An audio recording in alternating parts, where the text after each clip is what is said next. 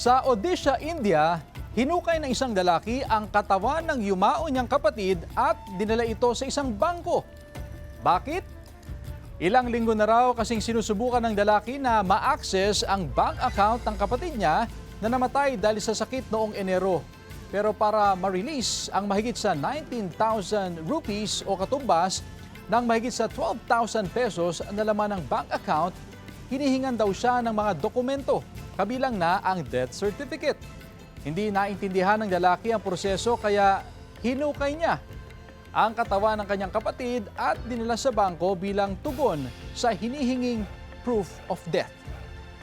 Ayon sa mga otoridad, miyembro ng isang tribo ang lalaki at illiterate umano, kaya hindi naintindihan ang proseso.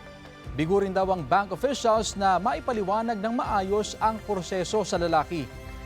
Tinulungan ng mga otoridad ang lalaki at tiniyak na makukuha niya ang pera mula sa bangko. Nailibing na rin ulit ang labi ng kanyang kapatid.